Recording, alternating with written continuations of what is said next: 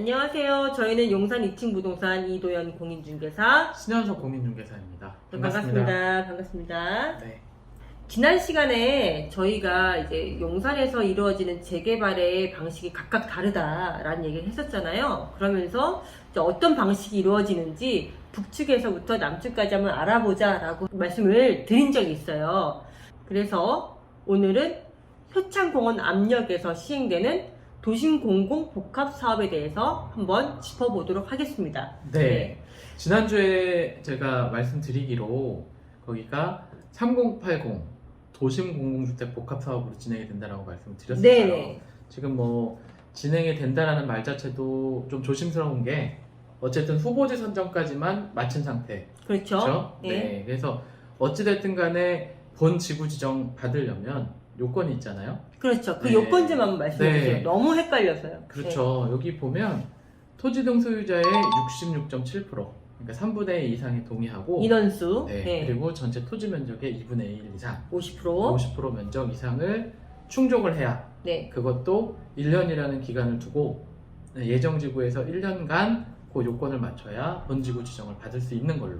그럼 후보지 선정이 된 이후로 1년 안에 그 요건을 갖추어야만 그렇죠. 예, 지금 지정이 된다는 말씀이신 거죠? 네, 맞습니다. 우선 법적인 절차는 우선 그렇고요. 네. 그러면 예. 근데 이게 사실은 뭐 어떤 개발 방식인지 그거에 대해서 좀 짚고 넘어가는 게 맞을 것 같아요. 어떤 개발 방식인지 네. 구체적으로 말씀하신다면 그렇지만 간단하게. 네. 간단하게 간단하게 말씀을 해주세요. 드릴 텐데 그 2021년 이사 대책이 발표가 됐었어요. 네. 이사 대책이 발표가 됐고 뭐 그 다른 이름으로는 3080 플러스 도심 공공주택 복합 사업. 네. 네. 서울에 30만 호, 그다음에 수도권하고 지방까지 해서 5대 강역시까지 80만 호. 그래서 3080. 그렇죠. 그래서 네. 총 110만 호를 의욕적으로 또 적극적으로 공급하겠다라는 정부 정책이었는데 아직까지는 좀 지지부진한 느낌은 있어요.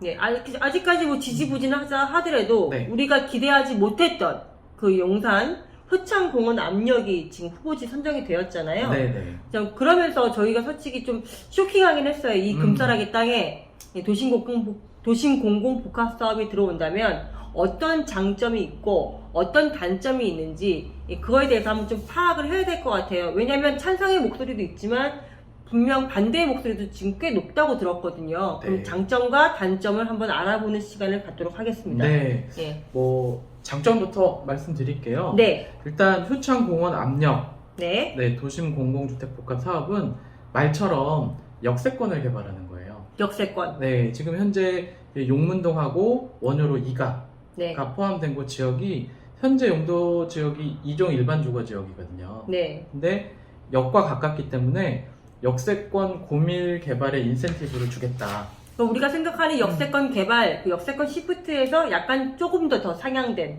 그렇죠. 그런 의미로 받아들이면 되는 건가요? 그러니까 제가 요 이사 대책을 찬찬히 찾아보니까 네. 그 준주거 지역이 400에서 최대 500%까지 용적률을 줄 수 있잖아요. 네, 네. 그거에 140%. 음. 그러니까 뭐 숫자로 말씀을 드리면 최대 700%까지 네. 용적률을 인센티브를 받을 수 있다. 그러면 뭐 거의 상업지역이나 마찬가지잖아요. 그렇죠. 그렇죠. 네. 네. 엄청난 인센티브를 주는 건데. 네네. 예. 그렇다면은 그 조합원들 말고도 일반 분양이 엄청나게 늘어난다는 거고 사업성은 굉장히 좋을 수밖에 없겠네요. 그렇죠. 그래서 이게 뭐 쾌적성이라든지 너무 빽빽해서 네. 이제 이 단지가 어떠냐라는 부분을 일단 차치하고 사업성만 놓고 봤을 때는 네. 굉장히 좋다. 이거는 장점이에요. 네. 네. 우선 사업성은 좋다. 네. 그 쾌적성이나 이런 것은 어떻게 보장이 될지 안 될지 모르겠지만 네. 사업성은 좋다. 네. 그리고 또 다른 장점이 있나요? 네, 일단은 뭐 네이밍에서도 보시다시피 공공이 주도해요. 네. 그러니까 허가권자, 뭐 지정권자 이런 관에서 해야 될 일을 좀 아무래도 이 사업하고 연계를 해서 빠르게 진행될 수 있다. 네, 그거는 뭐 분명한 부분인 것 같고요. 그리고 또 한 가지는 요게 네. 사실 3080 주택 공급에 대한 대책 중에 하나였어요. 네. 용문동이라는 데가 사실은 재개발을 바라보고 있는 지역이었는데 네. 요거는 이제 노후도 이슈가 없어요. 공공이 하기 때문에 노후도에 대한 이슈. 우리가 주로 얘기하는 역세권에서 노후도라 하면 한 60% 정도 되나요? 그렇죠. 60% 이상은 60%를 충족해야죠. 굳이 맞출 필요가 없다. 네. 공공이 하기 때문에 이게 50%가 됐던 네. 40%가 됐던 네. 입지를 보고 공공이 주도하기 때문에 그러면 노후도에 대해서 네. 어떤 그런 기준이라는 게 없다. 그렇죠. 노후도 그 스트레스는 말씀이시군요. 받지 네. 않으셔도 되는 거예요. 노후도에 그냥 대한 것은 없다. 요건 네. 재개발이 아니라 정부가 주도하는 개발 사업이다라고 보시면 될 것 같아요. 그 부분은 제가 좀 놓쳤던 것 같아요. 네네. 예, 역세권은 60% 맞춰야지. 그러다 네. 보면 공공 또한도 노후도가 어느 정도 충족이 돼야 되지 않을까라는 생각을 했는데 네. 그런 부분이 좀 다르다라는 걸 알 수 있네요. 네. 그리고 요번 같은 경우에는 효창공원압력에서는 주거하고 상업, 네. 업무 네. 요게 복합된 복합 사업으로 개발을 하겠다라고 하니까 서울시 입장에서도 이제 그러니까 효창공원 압력 기준으로 해서 네. 북쪽은 원효로 1가 효창동 네. 거기도 역세권 도시정비형 재개발 사업이 진행되고 남쪽의 용문동 원효로 2가도 조금 더 계획적인 개발의 느낌을 받을 수 있겠죠. 네. 네. 우선 그러면 장점으로 봤을 때 제가 간략하게 설명을 드린다면 사업성이 높다. 그리고 속도가 빠르다. 네. 노후도를 굳이 맞출 필요가 없다. 이렇게 네. 크게 세 가지로 나눌 수 있겠네요. 네, 맞습니다. 그러면 이렇게 좋은 사업이 왜 반대하는 의견이 높다라고 들었어요. 이걸 또 들으시는 분들이 어떻게 생각하실지 모르겠지만 찬성도 많지만 반대도 많다. 네. 예. 일단 첫 번째는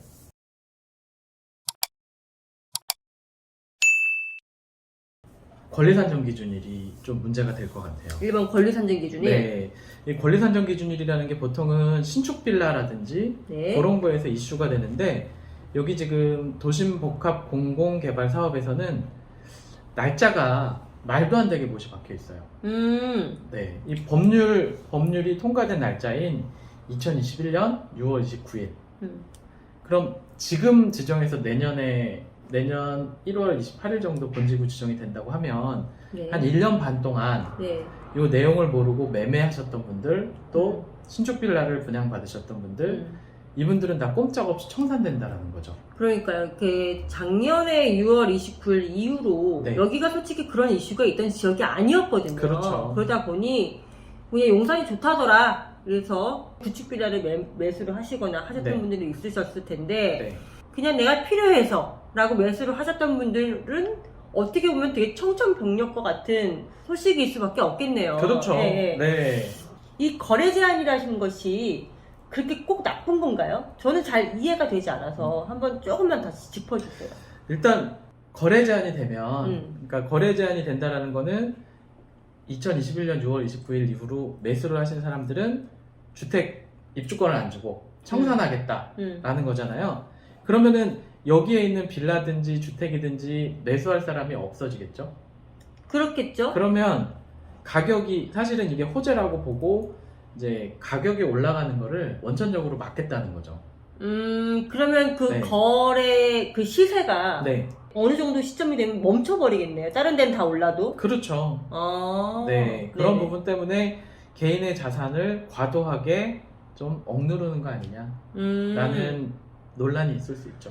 뭐 좀 쉽게 말씀드리면 남들 집값 다 오르는데 내 집값은 안 오른다. 맞아요. 예, 그렇게 보실 수밖에 없겠네요. 그죠? 자, 그리고 또 하나 이게 논란이 야기되는 부분이 뭐냐면 이게 그 재개발 조합을 설립해서 진행하는 방식이 아니고 네. 일정 요건을 갖추면 정부가 수용을 해가는 방식이에요. 수용을 한다. 네, 그러니까 어찌됐든 간에 이 전체적으로 늦어지고 있는 이유가 토지 소유자의 66.7% 네. 그리고 토지 면적의 2분의 1 그러니까 50% 이상이 동의를 하면 그러니까 수용 방식으로 갈 수가 있어요. 그러니까 나머지 가져간다는 얘기잖아요. 그렇죠. 동의를 하던 말던. 그죠? 그렇죠. 그 말씀이신 네. 거죠? 예. 이게 문제가 되는 게 결국에는 보상을 정당하게 해주느냐의 문제도 있지만 팔고 싶지 않은 사람도 있거든요. 더더군다나 역세권에 상가 번듯한 상가를 가지신 분들이 네. 내가 생각지도 않았던 금액에 뺏긴다라고 이제 프레임이 그렇게 잡혀버리면 이 사업 자체가 진행이 원활하지 않을 수 있다는 거예요. 물론 재개발은 다 수용이 되긴 해요. 나중에 95%까지 해서 맞출 필요는 없잖아요. 그럼 예, 근데 이게 퍼센테이지가 훨씬 더 낮다라는 거죠. 그쵸. 동의율이. 예. 네. 공공도심 복합사업은 66.7이고 민간 재개발이 조합 설립 인가를 내기 위해선 75%까지 맞춰줘야 되니까 그렇죠. 훨씬 더 민주적인 방식이라는 말씀이신 거죠. 네네. 네. 그럼 또 다른 단점이 또 있나요? 아까 말씀드리던 부분의 연장인데 네. 빽빽하게 빌라가 밀집되어 있는 지역, 네. 그런 지역 같은 경우에는 이제 내 집을 정부한테 주고 수용 방식으로 줘도 아파트만 받으면 좋아요. 네. 근데 덩어리가 큰 상가들? 건물주분들, 네, 예를 들어 건물. 뭐 50평에서 100평 혹은 그 이상 가지신 분들이 앞에 건물 가지신 분, 대로변에 그렇죠. 건물들 말씀하시는 그러니까 거죠. 그런 건물 같은 경우에는 감정가에 포함되지 않는 프리미엄들이 있잖아요, 분명하게. 예를 들어서 뭐 1층 상가의 권리금이 뭐 억대다. 아, 그렇죠. 그렇죠. 이런 부분들까지 과연 정부에서 네. 수용하는 주체에서 인정을 해줄 수 있겠느냐의 문제. 저는 없을 거라고 봐요. 솔직히 말씀드리면 일반적으로 재개발을 할 때도 큰 건물 가지신 분들은 거기에 대해서 굉장히 반대를 그렇죠. 하시잖아요. 민간이 주도함에도 불구하고 네. 예, 하물며 공공이 재개발을 주도를 할 때 그거에 대한 프리미엄을 제대로 보상을 한다. 저는 그거는 말이 안 된다고 보고 공공이 신도시를 이제 보상을 할 때도 굉장히 문제가 많은 게 그런 가격에 대해서 예, 불합리하기 때문에 반대를 많이 하잖아요. 그렇죠, 그렇죠. 예, 그거에 아마 연장선이 될 수 있지 않을까라는 생각을 해요. 저는 솔직하게 말씀드리면. 예. 그러면 이제 장점은 아까 뭐 정리를 좀 해드렸고 단점은 그런 거래 제한 시점이 훨씬 더 앞당겨지기 때문에 나의 그 가격이 거래 그 시세가 멈춰 있을 거다. 나의 가격은 올라가지 않을 것이다. 다른 지역에 비해서. 그런 것이 우선 단점이 있었고요. 네. 그 다음에 수용의 강제성 문제. 그렇죠. 크게 두 가지가 있다는 것 제가 잘 말씀을 네, 주셨습니다. 또 한 가지 더 말씀을 드리면 수용할 때 정당한, 그러니까 수용 당하시는 분이 납득할 만한 보상가가 주어질 거냐. 네, 그거에 그것도 대한 중요한 것도 있었죠. 부분인 것 같아요. 네, 맞아요. 그래서 사실 저희는 이 3080 플러스 도심 공공주택 복합 사업 자체를 반대하는 게 아니고요. 이 해당 입지에 계신 분들의 뜻이 과연 어떤 거냐. 저는 그 부분을 놓고 장점과 단점을 한번 짚어본 겁니다. 네네. 저희 부동산 입장에서는 양질의 주택이 많이 공급되고, 그렇죠? 도시가 조금 더 발전하는 모습을 희망하기 때문에 그런 부분에 대한 오해는 없으시길 바랍니다. 네. 네. 자, 오늘은 우리 효창공원 압력 그 도심공급 복합사업의 장점과 단점 그리고 법의 체계가 어떻게 되어 있는지 간략하게 알아봤습니다. 다음 시간에는 우리 동네 원효로 3가에 대해서 이제 앞으로 어떤 개발이 추진될 수 있는지 그리고 어떤 개발을 추진하고 있는지에 대해서 한번 알아보는 시간을 가지도록 하겠습니다. 그러면 다음 시간 영상 기대해 주시고요. 저희는 오늘 이만 여기서 마치도록 하겠습니다. 감사합니다. 감사합니다.